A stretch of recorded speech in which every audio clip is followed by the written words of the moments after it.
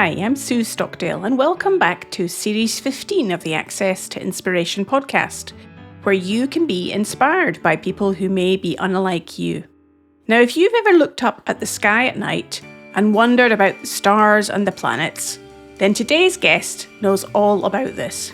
Gary Fildes is an astronomer who has an immense amount of passion and was the founder of the Kielder Observatory in the UK, as well as the Grassholme Observatory, where he currently works as Lead Astronomer. And it's widely acknowledged that these observatories' success is really due to Gary's ability to communicate that passion and enthusiasm, as well as his encyclopedic knowledge of astronomy.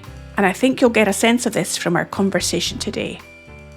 Welcome to the podcast, Gary. It's great to speak to you today. Thank you for having me. I'm very excited and pleased to be here. One of the things I'm really interested to discover from you today, Gary, is the difference between an astronomer and an astrophysicist. How would you define those two words? It's a bit tricky, actually. How I would describe it really would be that if you were an astronomer, it would be sort of an overarching description of somebody who works in the field of astronomy. I think an astrophysicist, if he was talking to his mates in the pub, would describe himself as an astronomer. But professionally, you describe yourself as an astrophysicist, I guess. If you want to get into the nitty-gritty, astronomy would be the overarching term, and astrophysics would be the nitty-gritty of the bits and pieces that we do, which encompasses physics in its real sort of raw-blooded form, which is in the physics of the universe. Because, in every sense, the universe is like a big old laboratory. That's the way to think about it, I guess. So what initially sparked your interest in the skies above us, Gary? Well, my interest peaked when I was a young kid, I guess, when a couple of things happened. Once, an older brother of mine, he got a small refracting telescope for Christmas, wasn't particularly interested in it. I was, messed around with it and got it to work, pointed it at the moon, and I can sort of see an image in my mind's eye. I was probably about 5 or 6 years old. So I think that image, if I could sort of relay it now and transport it so everybody could see what I saw then, it wouldn't look anything like the moon, I would guess, because it would have been out of focus. But that was my first memory. After that would have been my dad, who took me on holiday down into Devon, and I got to see the Milky Way for the first time. The moon observation, I was probably about 5. The Milky Way thing, probably 6 or 7. And that was it. When I saw the Milky Way, that was it. I was hooked. I was like, what the hell is that? Right? For most of us at that age, and in those days perhaps, all we thought a Milky Way was a chocolate bar. Yeah, I mean, I think then, I don't even think Milky Ways as chocolate bars were even around. Maybe there were. Certainly I didn't used to get them. But I mean, yes, you're right. And as you were a kid, you're used to seeing everyday boundaries that you come across in the world, like your parents, your home, where you live, your school, and all the rest of it. But then I think that the thing that hit me then was there's more. There's something else out there that is not this and it's not that. And it just made something inside me click, I guess. So how did you then follow that passion? What was it that really drew you to then discover more about that and to make it your passion and your livelihood, I guess, these days? Yeah, I guess I invented my own reality in lots of ways. I've had a really weird career in astronomy, how I got to where I am, little doubt about that. I think looking back, it was a fascination for the things I've just described. And then as I started to get older, I wasn't fortunate enough, I guess maybe is the word. I wasn't surrounded by an environment, let's just say, which encouraged kids my age to think about working in science and to think about the world being a world of possibilities, which it absolutely is. I firmly believe that. The world I lived in then, growing up in Sunderland, a working-class family, working-class area, and especially as a little boy, you were destined to be a little scrapper to stay alive. And, then you were sort of channeled towards working in the military, the shipyards, building sites, or some sort of manual job like that. So I studied astronomy and I read books in astronomy and got really excited about it in exactly the same way I meet children today in my professional career getting excited about astronomy. It just wasn't like what it is now then, I guess. And well, it wasn't for me. It was like a sort of a guilty pleasure, a hidden thing, I guess. I used to keep it to myself. It was mine. What happened next? How did you then go from that guilty pleasure to making it your career?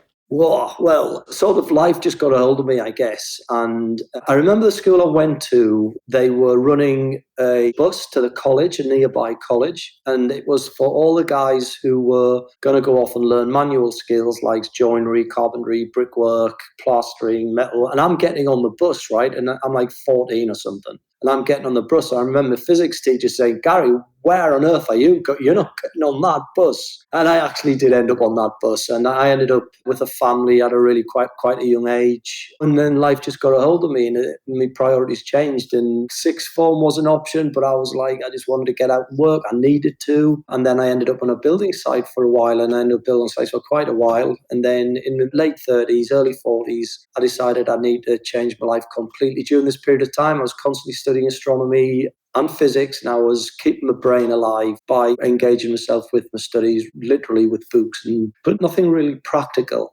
And then in the early 40s, I guess, late 30s, I got involved with the Southern Astronomical Society, and then I started to use what I'd learned with the Southern Astronomical Society and started just being around like-minded people who seemed to have a real flair for astronomy like I did. And then I thought, you know what, this is my calling. It just felt like in the spirit and the soul that this is what I should be doing. This is where I belonged. And I'd missed it from a kid, and I should have maybe found a way to make it happen. If I knew then what I know now, I wouldn't have got on that bus at all. I would have stayed in and studying, and I'm pretty sure I know where I would have been now.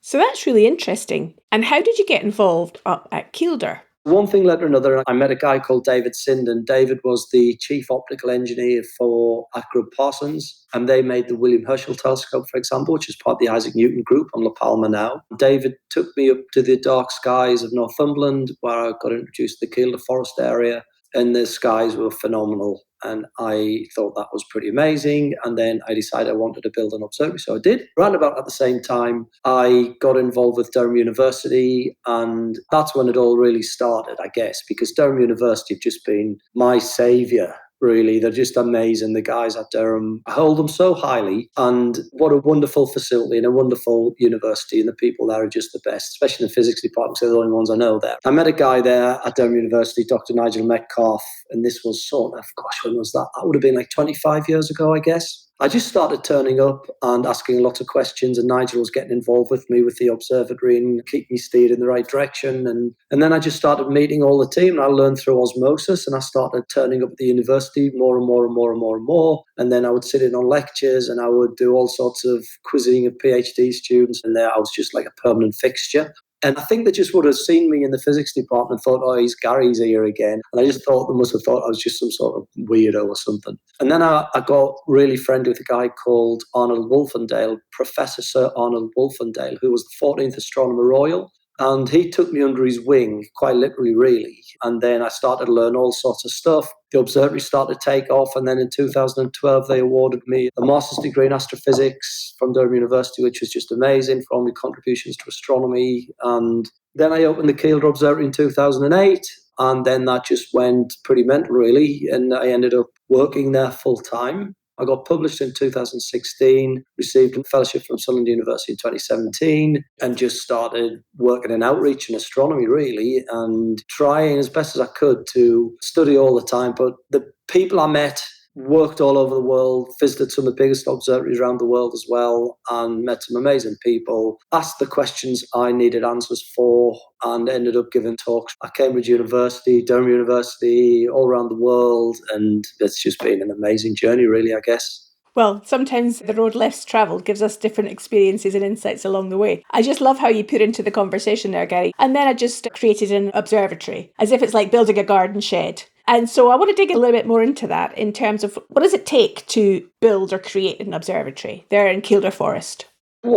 Partnership, bloody-mindedness, and, just like a real determination and a passion for it to succeed, I guess. And I knew there was an appetite for astronomy amongst the public, and I was just determined to build something. And I set about trying to raise the money for it. And it was pretty difficult because this was like shortly after the millennium, and it was like there wasn't a lot of dosh sloshing around. So I had to really try hard. And then it got on the radar of a few people who helped me raise the money, and some great collaborations with the Forestry Commission, for example, and the Kielder Partnership. And then we raised £450,000 to build the observatory, started a competition with RIBA, Royal Institute of British Architects, to design the facility. And then they installed me as the astronomical advisor on the project. And then I was the lead astronomer at the observatory, and the observatory opened in 2008. Then I was promoted to the director. Then I was the chief executive as well later on in sort of 2017-ish, something like that. Yeah, so it was quite a rise really, but it's been quite a journey.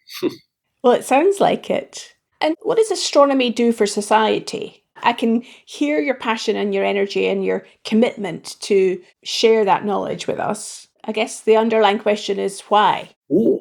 Well, I mean, I think to answer the first part of your question would be the easier bit, I guess. And I guess the question sort of hinges around why astronomy matters. And I do get asked this question. I've had people at the observatory, for example, underneath a wonderful clear night, beautiful stars and all the rest of it, and really big research-grade telescopes. And people say, what's the point of this? Well, we're never going to be able to go to these places. And you show galaxies at cosmological distance, for example, and they say things like, well, why does it matter? And you know what? That's a legitimate question to ask.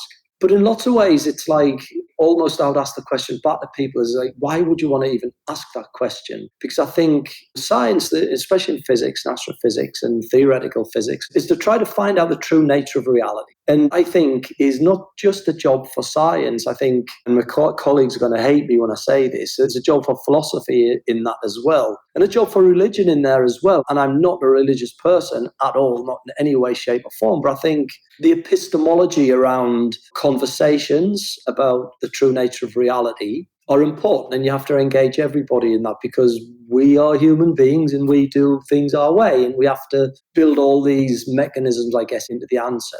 But the answer for me, asking why does astronomy matter, is because it's the source of everything. Right. And if we look at it from the astronomical and scientific perspective, we've now found, for example, all of the bases for ribonucleic acid and deoxyribonucleic acid in meteorites. So all you need after that is sugars and phosphates, a lot of the right conditions and a bit Darwinism, and you have the entire genetic code for all life on Earth. So you can think of meteorites as like space bees.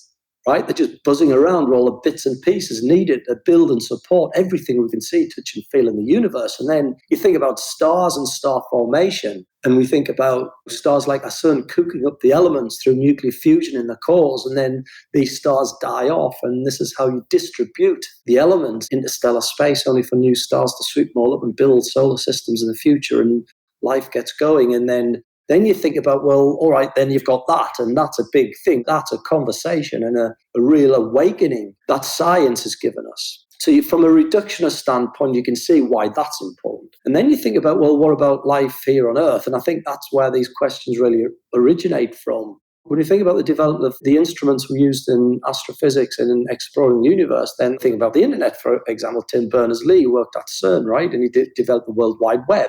Everybody likes the World Wide Web. Some people don't, but it's useful. And then we think about the tools that have came because of physics, like MRI machines, X-ray machines, and all the rest of it. Then it's important. But I think the real fundamental basis and the basic point is, if to me, human beings are actually going to succeed in this world and we are going to sort of climb out of this technological adolescence where we stumble through our existence with making the rich richer and the poor poor and the adversity that some human beings have to live under currently, that has to change, and it will change if we can stay around long enough. And if we can climb out of that and we evolve into a more caring, cultured society where we have this real equity amongst all human beings, where everybody benefits and where everybody's important. And I think what will be a massive, massive part of that structure, almost like in an Audley Huxley style Brave New World version, astronomy would be front and center. Our awareness of our place in the universe and our awareness that, you know what, we're part of something amazing and we need to embrace that. And we need to make sure that we enthuse and inspire every single child that ever breathes down this planet what we're part of and where we are right now in the universe, and our awareness of where we are. That's the part astronomy plays, because it is an inspiration beyond the technological. It's an inspiration of the spiritual as well. And I think we'd realize that spiritually we're probably part of a huge family of civilizations out there, some of which we might not want to get to know, but a lot of which I bet we probably would. Sorry if that was a long-winded answer, but it sort of really does encompass everything. And why do I want to do it? Why am I passionate about it? Why does it matter to me? You know, in lots of ways, Sue, it saved my life, astronomy, and it gave me purpose in life. And I think all human beings need to feel that. I love how you've just connected the bigger system, the whole universe that we are part of, into the act of looking up at the sky and engaging your passion. And that it goes for me from the very massive to the very tiny and seeing the connectedness between both things and that it matters to you. You talked there about it saved your life and that it's your purpose, and you've expressed that enthusiasm that you have for your subject. I'm wondering, how could you help other people to access their inspiration? What would be the sort of top tips you would share or your insights you've learned? I remember engaging a little bit with philosophy and a little bit with mindfulness. I think for me, and I don't know if this would work for everyone, but like you asked me, so I guess I'll answer it. It's to turn your thinking brain off and feel it. And if it feels in your very soul and that this is the right thing for me, then go for it. I've got 4 kids. Well, they're all adults now. They're all professional people. Some are academics, others are not. And they're all the professional lives. And what I always said the children when they're growing up is just push your life in the direction you want to go in, and the bits and pieces will take care of themselves. But you've got to feel that passion about your life every day, because it doesn't last forever. So I think to me would be to turn the thinking brain off and feel it. And if it feels right, do it and don't stop. It's such a lovely, simple and powerful description you've given us there, Gary. How much did passion play a role in you getting the funding for the observatory and for the work that you have done over the years? I think it's played a really big part, because I had to sell the idea quite literally to people who were interested in the project. When we were raising funds for the Kielder Observatory, I was interviewed on a few occasions by various different funding bodies as to the legitimacy of something like an astronomical observatory in the Kielder Forest. I had to tell people or sell the idea of astronomy, why it's so important, why if we funded and built something like an observatory for members of the public to attend, you are providing a service for society that is essential. You would be enabling people to access a part of their lives that they can't in any other way. And for example, people do now have telescopes back gardens. That's always been the case. That to do it collectively. So if you get like 30 or 40 people in the same building on a beautiful starry evening and you get to sort of talk and think about astronomy, it's a collective thing as well. So I think that's really powerful. If you're doing it on your own, it's amazing. And I've had some great experiences under the stars just by myself, just standing into the wilderness, right? But when you do it collectively, I remember thinking like human beings are like relationship-seeking missiles, aren't we? We can't survive without relationships. So I think, being able to collectively stargaze and just look out in the depths of the universe and share experiences as a group and listen to what other people think of that. Because quite often you'll get people who like literally blow a fuse when they see things through a telescope. It's like, oh my God, I can't believe it. I remember one story. One lady came to the observatory up in Kielder Forest. This was 2012, 2013. She was quite elderly and she looked at the planet Saturn. Now, at this time, Saturn was in Gemini, so it's really high up in the sky. So we could see the rings of Saturn tilted towards us. So you could just see this absolutely gobsmacking view of the planet Saturn. I mean, it was absolutely beautiful, right? And this lady had seen it and she started to cry. And she got very emotional. And I thought, this is a lovely response. And so I quizzed her on it late. And I said, that seemed like it was quite an emotional experience. Would you mind if I asked you what was the trigger and what caused that? And she told me that when she was a child, and she was easily in her 80s, she said when she was in the air raid shelters, when she was a child, her father would draw the planets. And her favorite planet was Saturn. And that was the first time she'd saw it for herself. So I thought that was amazing. Wow. It's like experiences like that, which is priceless. Wow. I've got goosebumps listening to your story there, Gary, just to get a sense of how important that can be for people and how connecting really in the heart, as you said, not just in the head. I want to just turn our attention to the question of dark skies, because that's something that's disappearing fast from what I understand. Is that right?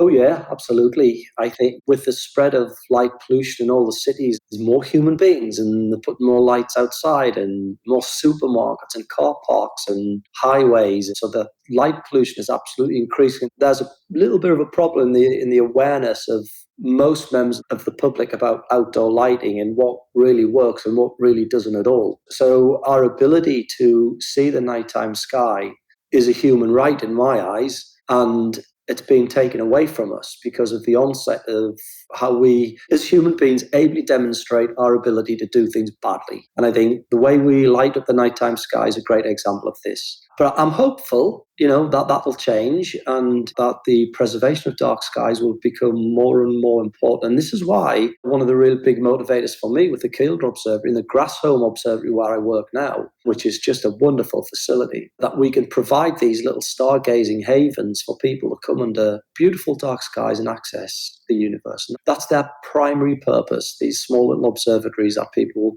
and there's lots of them all over the country now, and that's great. Right, that can only be a good thing. But dark skies are so important. And when I went off to Chile and made Searching for Light, the documentary, this award-winning documentary, the nighttime skies in Chile are magnificent. I mean, wowza. And it's because there's big deserts there, right? Like the Atacama, for example. But in Chile, they've actually written it into planning law and a law about the preservation of the dark skies. And what we do believe is by 2030, 75% of the world's largest aperture telescopes will be in Chile, in the Atacama Desert. So they've got the Chilean government are really invested in preserving. I just wish we were.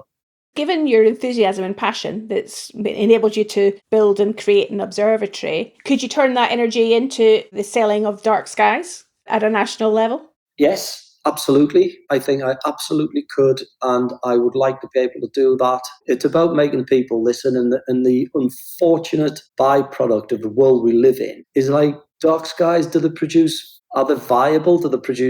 Is there a net worth for dark skies? Well, there absolutely is. And if we have to sell it that way, let's sell it that way. Because in 2013, Northumberland were awarded the Northumberland International Dark Sky Park Award. Now, when I first thought about this idea of the International Dark Sky Park, it was met with quite a few furrowed brows and raised eyebrows, and people were like, what? What's this? What do you mean, Gary? It was one thing building an observatory, but you talk about controlling people's light and forcing them to turn the light off. Dark Sky Park was like, they're running for the hills. But now, of course, the International Dark Sky Park, from a tourism perspective, is massive, right? And I think it has to be woven into the technology of a forward-thinking civilization, where if we hooked into the financial markets and money this and money that, and that's one thing, right? And it seems to be that's just what we're stuck with for the near future. It's just going to be the way it is. But it would be remiss of the policymakers not to watch the bottom end of all of this and think, well as doing all that, let's divert some of this finance into making sure that people can engage in what they want to do and what they are engaged in. And astronomy should be front and center in all of that. Astronomy is an accessible,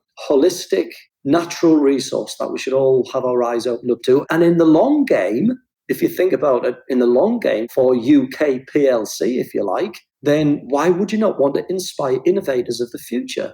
And these young kids who might end up, I don't know, doing whatever, if you give them the chance to think about how they could innovate in the future, then you have no idea who you're going to inspire and enthuse for UK PLC. So I think dark skies could absolutely be the catalyst for that.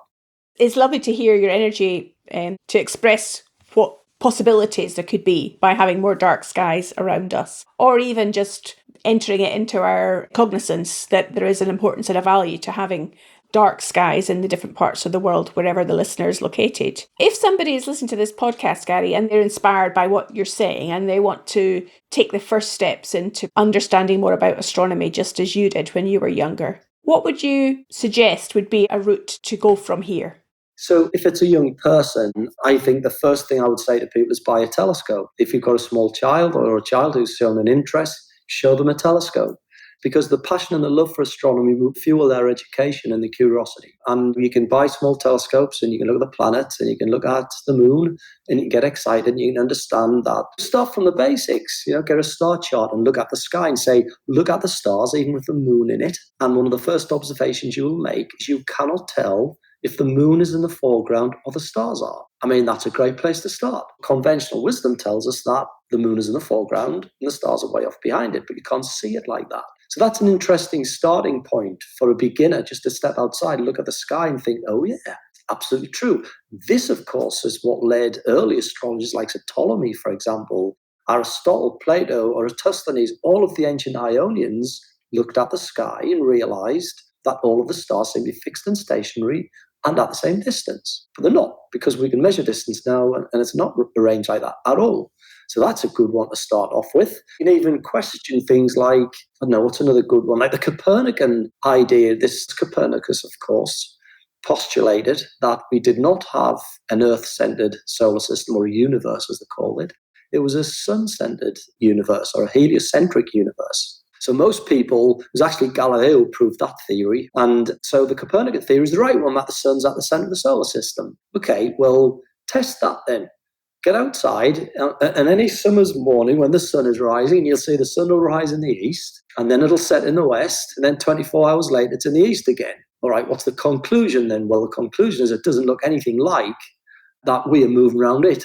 It looks everything like it's moving around us. So that's an interesting observation, just to get the curiosity piqued, I guess.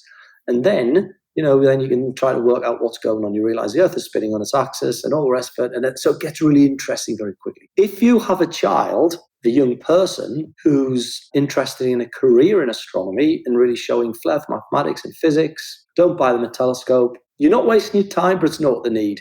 Get them coding, get them to learn how to code, understand AI, get them to build websites, get them to build spreadsheets, and get them used to a computer, because that's the future. And that's what they need, not a telescope. What pragmatism to your answer, Gary. Yeah. If we were to fast forward a few years into your life, what would you hope that your contribution will be to this world of astronomy?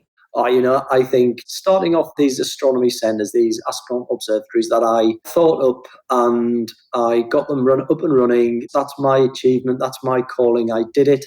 And where everybody else said it couldn't be done and it wouldn't work, I did it and it worked, and I'm really proud of that. And I think the more of these little facilities that I can be part of, and I'm not finished yet, I've just started off a new one a couple of years ago and it's flying, which is the Grassholme Observatory in Middleton in Teesdale, and it's absolutely wonderful. And it's where I'm off to after this. Got a sold-out event tonight, and it's beautiful outside, so we're really looking forward to that. So I think, just if I can inspire people to look up and think about the place in the universe and think about what's out there, right? The observable universe has 2 trillion galaxies in it, right? And each one of those galaxies full of hundreds of billions of stars like our sun, and the majority of them will have planets.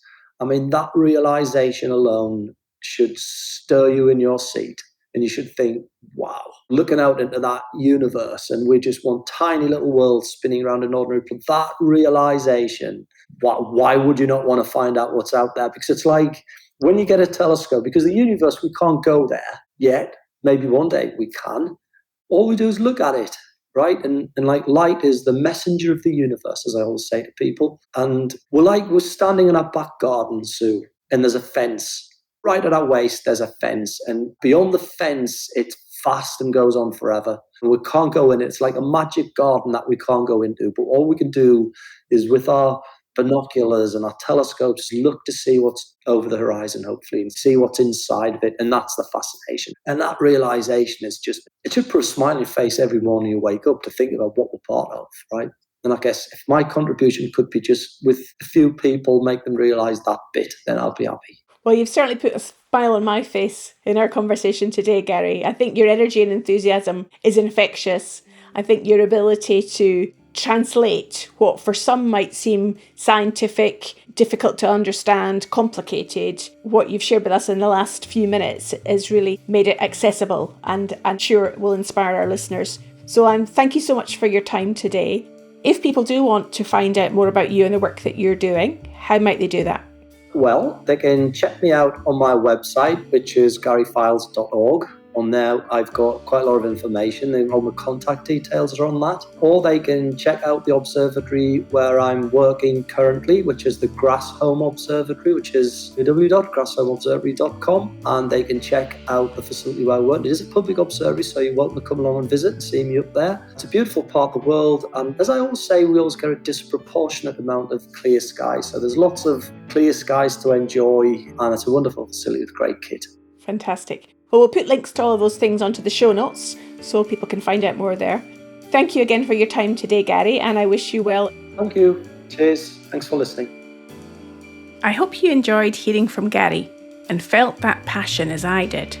Now remember, you can find transcriptions for this and more than 100 other episodes on our website at accesstoinspiration.org. And you can keep connected to us via social media. We're on LinkedIn, Twitter, Instagram or Facebook. So just look out for Access to Inspiration. Next week, my guest is Kevin Chapman, who will be talking to me about the concept of physical intelligence. So I hope you can join us then.